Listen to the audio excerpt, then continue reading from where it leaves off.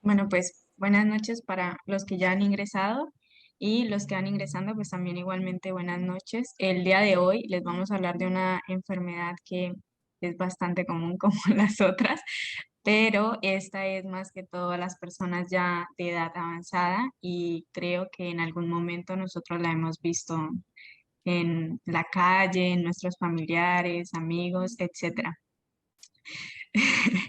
Entonces, el día de hoy expondrá otra miembro de la liga haciendo parte del aula 2.0, que es la miembro Lucía Antoine Cabrera, que es quien les va a hablar sobre la enfermedad de Parkinson. Y vamos a iniciar. Vamos, Antoine, es todo suyo. Hola chicos, ¿cómo están? Bueno, en esta aula alumno vamos a hablar sobre la enfermedad de Parkinson y primero vamos a compartir un caso clínico. Este paciente es masculino de 65 años de edad. Él reside en Espinar, que es en Cusco, Perú, y es más conocido por su alta minería.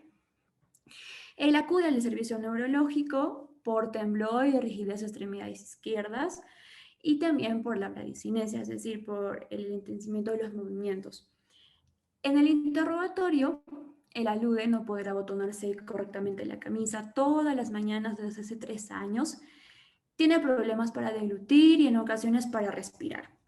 Al paciente le incomoda el temblor que describe como si estuviese contando monedas. Su esposa refiere constipación frecuente e hipersalivación diurna.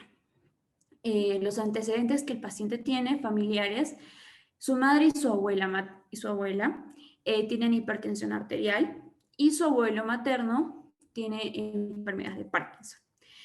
En los personales patológicos tuvo una interrogación negada. Él también indica que consumió drogas hasta los 40 años, consumía meperidina, que es un opio sintético, y actualmente no toma medicamentos. Entonces se le hizo una exploración tanto física para el ingreso y también neurológica.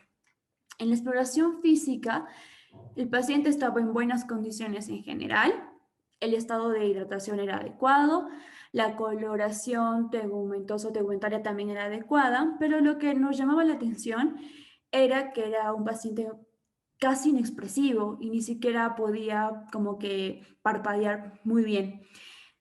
También el pulso estaba normal, todos los pulsos estaban normocinéticos, no había masas palpables en el cuello, tampoco había adenomegalias. Los ruidos peristálticos, porque como él se quejaba por la disfagia, normales, no, carecían de dolor tanto a la palpación profunda y a la superficial. Los campos pulmonares con adecuado murmullo, no estertores ni silbancias, sin visceromegalia. En la exploración neurológica de ingreso, en el estado mental y de conciencia, estaba correctamente orientado, estaba consciente también tenía una memoria de trabajo normal, tenía un buen lenguaje, pero lo que nos llamó la atención es que tenía un déficit para organizar sus ideas. Los nervios craneales en general estaban bien, todos. En lo motor, igual, lo que veíamos alterado era el tono muscular y había un fenómeno de rueda dentada que más adelante lo vamos a explicar. Y este fenómeno era más predominante en la mano izquierda. En la marcha daba pasos cortos, tenía una disminución de la base de implantación, sus movimientos eran anormales porque tenía temblor en reposo en ambas manos y de contracciones involuntarias.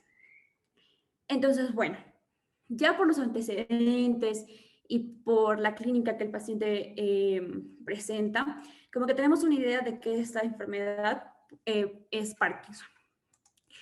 El Parkinson fue descubierto en 1817 por un británico y es la segunda causa neurodegenerativa después del Alzheimer más frecuente. Es mucho más prevalente en el sexo masculino y en pacientes de casi de la sexta década. Bueno, para la etiología existe primero la enfermedad del Parkinson y el síndrome parkinsonismo, de parkinsonismo, que es secundario, y este sí tiene causas más como infecciosas, tóxicas, por consumo de antipsicóticos. Y luego está el parkinsonismo plus o atípico, que es el que acompaña a otras enfermedades neurodegenerativas y pues empeoran el pronóstico del paciente. Pero el de nosotros, que se conoce como enfermedad de Parkinson o también conocida como primaria o idiopática, eh, tiene un 5% de etiología hereditaria. Alrededor de 10 genes se ven involucrados aquí, tanto recesivos como dominantes.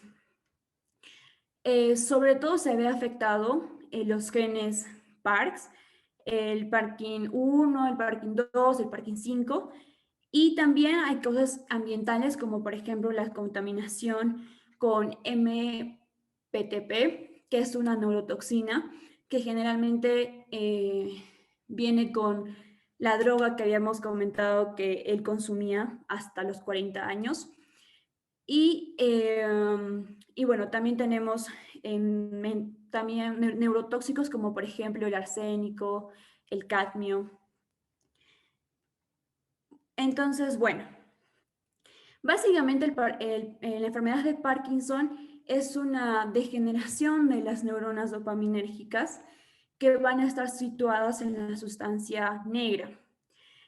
Toda la sustancia negra en el cerebro, a ver, por ejemplo, es el mesencéfalo. Nosotros lo pasamos a este costado, al lado derecho, y como esa línea media curveada, moradita, es la sustancia negra, o locus nigrans a este nivel.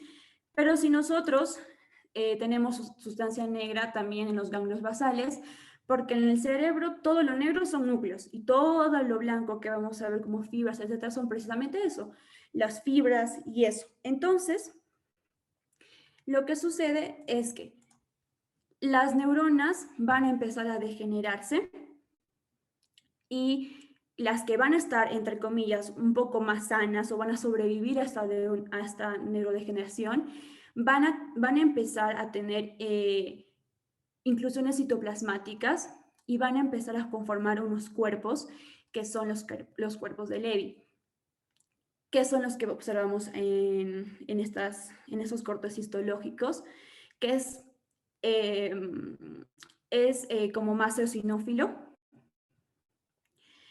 Y entonces, para entender un poco la clínica del paciente, tenemos que saber cuál es la función de los ganglios basales. Nosotros hacemos un corte en el cerebro y tenemos los ganglios basales. Tenemos 4. Dentro de ellos tenemos al núcleo caudado, que parece como una comita. Luego tenemos al globus pálido, que tiene 2 partes, que es el putamen y el lenticular. Luego tenemos al núcleo amigdalino.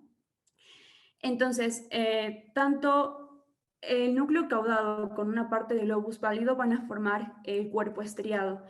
Y la función básica en general de todos los núcleos, de los ganglios basales o núcleos basales, es la postura y también nos ayuda a cuando, digamos, queremos afinar un movimiento o ajustarlos, también estos participan. Y también participa en la postura. Entonces, si nosotros tenemos una disrupción dopaminérgica en los ganglios basales, obviamente el paciente no va a poder hacer un movimiento con mucha precisión, con mucho ajuste. Es por eso que veíamos que el paciente no podía abotonarse bien la camisa. Si también está afectada esta zona y dijimos que interviene en la postura sin estar ligada directamente con la médula espinal, entonces veremos que el paciente estará un poco más encorvado y eso es lo que usualmente vemos en un paciente con Parkinson. Si, por ejemplo, dijimos que está ligado mucho a los movimientos, entonces el paciente no va a poder realizar, va a tener mucho más movimientos involuntarios. El temblor en reposo se ve calmado cuando nosotros hacemos que el paciente haga algún movimiento voluntario. Y esto puede ser algo diferencial para los síndromes cerebelosos, en los síndromes cerebelosos los pacientes pueden estar temblando, pero tú le haces hacer un movimiento y él va a seguir temblando. Y eso es algo que con lo que podemos distinguir una cosa con la otra.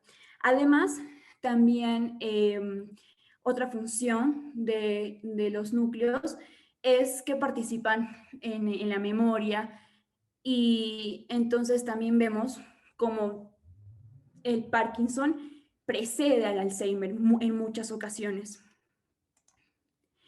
Bueno, entonces aquí, por ejemplo, observamos vías. Y esto es importante porque la degeneración, ¿sí? Como va a ser básicamente en la vía nigroestriada, que es más dopaminérgica y que donde, por ejemplo, los núcleos lo que hacen es reciben la información de la corteza cerebral, la reciben y luego tienen que emitirla hacia el tálamo, que es una estructura parte del diencéfalo, y después de esta, como vemos la flechita, tienen que ir al cuerpo estriado para poder salir hacia la corteza motora primaria. Luego, bueno, para el diagnóstico lo vamos a hacer más clínico al ver los síntomas del paciente. Esto que hablábamos de la rueda dentada es que está como que así, o sea, hay una rigidez en sus miembros superiores. Ese es el signo de la rueda dentada. Vemos el temblor en reposo, la pérdida de postura, el paciente se va hacia adelante, no puede, si tú, por ejemplo, por atrás como que le das un pequeño empujoncito, entonces el paciente no puede mantenerse en su eje y se está como que balanceando y está mucho más encorvado. Hay mucha afección en el sistema autónomo, nervioso autónomo, por eso es que el paciente presenta la constipación, la hipersalivación y así. Y también lo que podemos hacer en el diagnóstico es una tomografía computarizada por fotones, que lo que hace es medir la densidad de dopamina en los nervios periféricos. Y bueno, el tratamiento, tenemos dos tratamientos, lo que es farmacológico y no farmacológico. Lo farmacológico, sí, decimos, pero ¿por qué no se le puede dar directamente dopamina al paciente y con eso se soluciona todo? La dopamina no puede pasar la barrera hematoencefálica. Entonces, ¿cómo le podemos ayudar? Se le da un precursor, se le da el precursor al paciente, y este sí puede pasar la barrera hematoencefálica, y de esta forma se le utiliza también con un inhibidor porque pueda activarse para el resto del organismo. Entonces se utiliza con un inhibidor para que sí pueda pasar la barrera hematoencefálica correctamente, se pueda convertir en levodopa, perdón, se pueda convertir en dopamina, y la sustancia que le damos precisamente es la levodopa. Y la otra, que es el tratamiento no farmacológico, que es más el apoyo emocional, el hecho, porque estos pacientes suelen tener depresión, mucha depresión, y sobre todo atención y cuidado, y entender que el paciente no hay nada, sí, que digamos que nos va a curar el Parkinson, pero sí hay medicamentos que nos pueden ayudar a mejorar la sintomatología del paciente. Y bueno, eso es todo. Gracias.